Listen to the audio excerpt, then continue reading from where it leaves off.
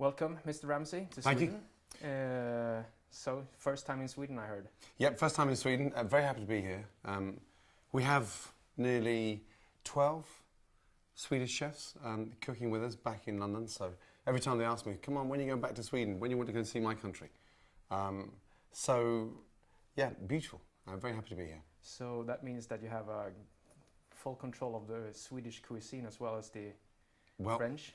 Do you know what? It's been quite fascinating watching the Swedish cooks in between meal breaks, because from time to time they want to cook a Swedish-style dinner for the chefs, which is exciting, and they feel less homesick. You know, we have French, we have Spanish, we have Italian chefs, but Swedish chefs enjoy cooking for other chefs in the kitchen, so it's a chance for them to see what their native country is like, and I suppose a chance to see a different style of food. And what kind of Swedish food do you favor yourself?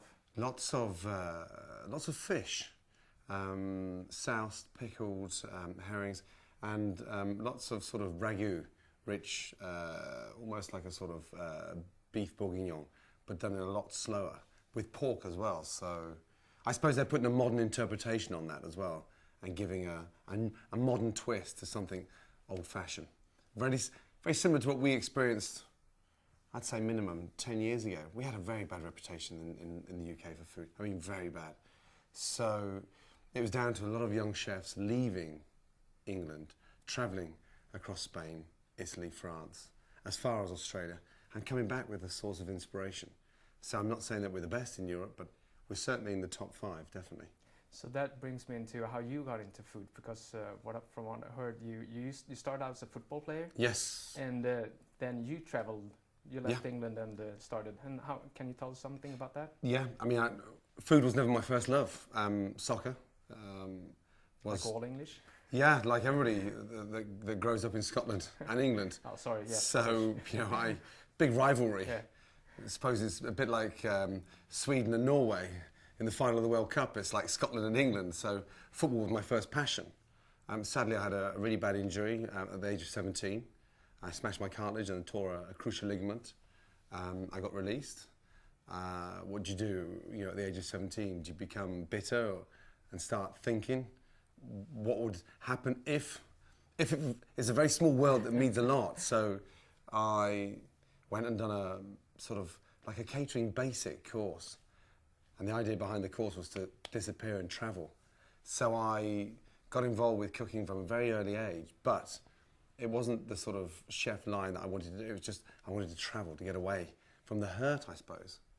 And then I started working for one amazing chef called Marco Pierre White. Yeah, that's right. And then after that, the Gavroche.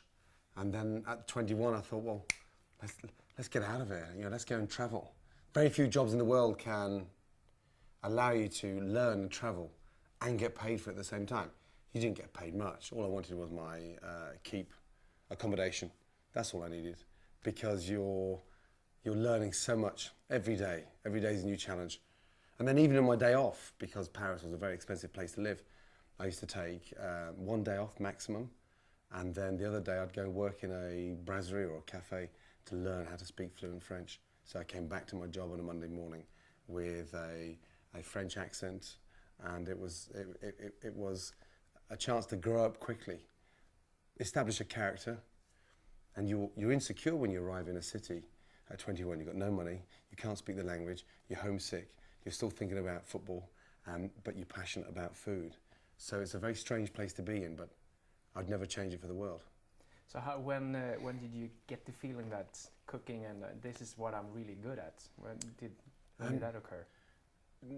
You never get the standard confirmed until you come back to your own country and compete. Before I came back to the UK, what I wanted to do was learn everything. And in a way, I never wanted to be faced with the situation that I wanted to see an ingredient and never know what to do with it. Whether it's a white Albert truffle or the most amazing globe artichoke or a head of celeriac. It wasn't necessarily the posh end of the food, it was just the understanding, I suppose. So my first experience in Paris was with Guy Savoy. And he didn't teach me how to cook, he taught me how to taste. And it's a very clever method, because too many chefs don't know how to taste. And if you don't understand what it tastes like, you shouldn't be cooking it. So my first 3 days in the kitchen was horrific because I had a blindfold and I wasn't allowed to cook. I had to taste. Unless I could identify what it was, I was never allowed to cook it, which was harsh at the time, but a very clever method of understanding taste, flavour first. So I suppose when I got back to London, I travelled across France, 2 years in Paris, 1 year in the south of France. Then I took 6 months off, and then I travelled the world. I went across the Caribbean. I went down through Sardinia, Sicily. I dived every day, and I took a 6-month holiday because I've been working so hard for the last sort of 7 years. And at the age of 26, I came back and met friends of Marco. They had a restaurant that had gone bust. They suggested I went in there. It was a little neighbourhood bistro. We called it Aubergine, which was a bit of a worry because everyone thought it was a vegetarian restaurant to begin with. And it was a little bistro tucked at the back of beyond Chelsea. And that's how it started. And Marco Pierre White, and I mean, I guess you have had lots of other people you worked for. Was he a tough boss, or is that like is that where you got your tough style in television? Yeah, I mean, the difference between me, I'm not a TV chef. I'm a real chef. So behind the camera, I have a successful business that it's real. So cooking on television is easy. If anyone ever turns around and tells you that it's difficult, it's bullshit. Trust me. Cooking on TV is incredibly easy. 10 times easier than it is cooking in the real world in a restaurant. So I've worked with some phenomenal chefs, and they've been very tough. But every time a chef was easy on me, I'd leave straight away because I want to learn from the best. But when you walk into a kitchen and you've got their reputation in your hands and something goes wrong, be expected to pay the price when things go wrong. So flipping burgers and dressing Caesar salads, you could do that tomorrow. I could teach you within 15 minutes how to cook the perfect burger to dress a Caesar salad. Cooking at 3 Michelin star level, it's a different ball game. And that's the difference between a Premier League restaurant to something that, you know, is a mainstream brasserie. So every time it got easy in a kitchen, time to leave. I'd want to go and learn again. And not go for the position, sous chef, head chef, money, always down to the bottom, because that's where I got my ass kicked the most. And the more I got my ass kicked, the more I learned. So when we see you on television having that style, it's the real you. It's not like for acting for television. I've never watched it. You have to excuse my ignorance. If you honestly think that I'm that sad to go and watch myself on television at home with my wife and children 3 months after I filmed it, no, I've moved on to the next thing. And secondly, you know, you can't edit me. That's the problem. You know, I enjoy cooking live. I'm very passionate about what I do, but I suppose you see an edited version. So whether it's Kitchen Nightmares or The F Word or Hell's Kitchen, whatever it may be, you know, there's different scenarios. Kitchen Nightmares is something that there's a lot of jeopardy, and you go in and you have a week to turn it around, and that's hard because they don't take the advice, they take me on, which is crazy. So there's so much work that goes into doing it properly, and I suppose when you see it condensed after 75, 80 hours of footage, you see it condensed to sort of 48 minutes, it looks wow, but I've never watched it, so even when I do the voiceover, I'm still not interested in watching it, because why would I want to relive that nightmare? Why would I want to give myself indigestion again after I've already done it? I want to read the script and write it and get out of there. We asked our viewers to if they wanted to ask you something, and the most common question is if you have like some short few tips of how to start up a successful restaurant business, since you've been doing it yourself. Yep. What are your ground rules? I think what qualifies me to establish a strong foothold in business is that I've had failure and I've had success. I've learned from my failure. So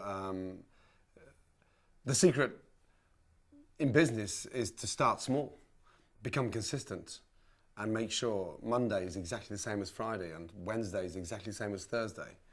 And then, in terms of cooking, stay within the vicinity. Stay within what's happening on your doorstep. Forget the international clientele, forget Michelin stars, forget about dreaming, forget about making money. Just get it right. Opening a business is about establishing confidence within the local community. I started off with a neighbourhood bistro. It was like £12 for lunch and £18 for dinner in the middle of Chelsea. So, okay, 3 years later, it became 2 Michelin stars. Fine, but that was never the objective. That, of course, you want the stars and stripes, but the biggest compliment is having the restaurant full on a Monday and Tuesday night. So start off small, stay in control, and cook regional. Keep it local. Really important to keep it local and not intimidate. Forget the stuck-up service. Forget the 400 bin wine list. And good food and good wine doesn't need to come at a huge price. You seem to be a very busy person. You got television shows, you got cookbooks, the one you're releasing here in Sweden now. And how do you cope? How do you manage to survive as a person? If you think I'm that stupid to give that recipe away to every chef in Sweden, you must be mad. That's for me to know and you to find out. I suppose I keep very busy. I suppose I'm scared to stop. More importantly, when you start a business, you lay down the foundation. You don't get busy and then look for the foundation. So we're 1,450 in the team now, 22 restaurants across the world, and the most amazing talent. My chefs now that have been with me for 10 years, they're individual partners. So they treat the restaurants as their business. So they have their shares, they have their bank accounts, they have their accountants, and each and every restaurant is individualized alongside them. So, to be honest, the pressure's on them. The pressure's not on me. If they come to me and say, Gordon, I've been with you for 10 years, when do I get my restaurant? I invest in them, and it becomes part of my business. Well, that's their pressure. I've been at the coalface. Can't you see the wrinkles on my face? I've been there every day, 16, 17, 18 hours a day. One thing I don't want to do at the age of 42, I don't want to die on the stove. I have a second career in terms of cooking that happens to be on television, but my main business and the heart of my business is cooking. So it's been very exciting over the last 3 years in America, and I suppose I micromanage. But every time I walk into a restaurant, it's not depending on me. So that's a very unselfish attitude that I have. If young chefs become as talented or even better than I am, I feel that I've done my job. 2 stars in Paris, 2 stars in New York, 3 stars in London. You know, I'm not done yet. I've still got more to do. So I put myself under pressure, I suppose. So where do you see yourself in like maybe 20 years, 20, 30 years? Where do I see myself in 20 years? Yeah. Dead. But if you're not dead, what? If I'm not dead? Yeah. I suppose in 20 years' time, if I'm not dead, I'll do the opposite what I've been doing for the last 40 years. I will open a final restaurant and I'll close it 6 days a week and open it 1 day a week, and I'll do the opposite. So I'll open it for fun. I rest 6 days a week and I work my ass off for 1 day a week. And you know what? I may even be that kind. I probably won't even charge anybody because I'll just be doing it for the pleasure of cooking. Sounds good. You never know. Finally, next year in Sweden, we have 2 royal weddings. Yes. I don't know if you know about this. Yes, I do, yes. I was thinking that, do you have any heads-up tips for... Well, the good news is about the first royal wedding, at least the royal family are going to be incredibly fit, aren't they? Supposedly, yes. So, can you imagine the most amazing gym at the palace? It'd be fantastic. There'll be no fat kings and no fat queens, so they can eat like horses without having to put weight on. Because he's a successful trainer, right? Yes, brilliant. The important part about a royal banquet is to keep it earnest and humble. And if they tap in to what's happening in Sweden and raise the sort of standard of the Swedish public and show them that what they're going to have for an amazing dinner could be identified in every household around Sweden would be a very clever move. To lace it with caviar and pink champagne and ridiculous costs would be very stupid. I celebrated my 40th birthday 2 years ago, and I had every chef from across the world to come and eat at the banqueting suite opposite Downing Street. And do you know what I had for my dinner? It wasn't a ravioli of lobster and the most amazing Wagyu beef with roasted foie gras. It was steak and chips, but it was the best steak and it was the best chips. Why? Because my mother was there and she could relate to steak and chips perfectly done. Prawn cocktail to start and an apple crumble for dessert. So that's the only piece of advice I would say in terms of a lavish banquet. Keep it real. And how about the wedding cake? The wedding cake, do you know what? Our wedding cake, I got married at the Cafe Royal and we had 280 guests and we got married at Christmas. And on the way to the Cafe Royal at Piccadilly Circus, we came across outside the wedding reception homeless. So Tyler and I decided that we had an amazing simple dinner and our wedding cake got donated to a local home for children for Christmas. So these things look great, but to be honest, I wouldn't go crazy. The more humble it is, the more it would be respected. And now just one final question about the cookbook that you're giving out here in Sweden. Can you tell us something about that? I heard that you're really into healthier food and yeah, the Healthy Appetite is not a it's not a diet cookbook. I can't stand that stuff. They should be burnt. I get excited about eating well. I only eat well because I keep fit as well. So Healthy Appetite is a bit of sort of indulgence, but a very simple way of getting excited about healthy food without becoming boring. And I don't think chefs should be fat. I was a fat chef once. 10 years ago, I was fat. So I was, stressed out, under immense pressure, just borrowed £2 million from the bank, and I put on weight. I got up to 290 kilo. It wasn't healthy. So every time I see a fat chef, when he comes to work for me, the first thing I do is give him a copy of Healthy Appetite, because that is exactly what you're going to be like in 6 months' time when I'm finished with you. And also, the pressure on a chef today is 10 times greater than it was 20 years ago. Now, not just commercially talented motivator, but they have to become businessmen. And you have to buy ingredients, turn them into something magical, and make money on that to survive, because the pressure is far harder today than it is. So, yeah, Healthy Appetite was about how I eat, how I look at fine dining, and how I find the balance of keeping really good flavours without overstepping the mark.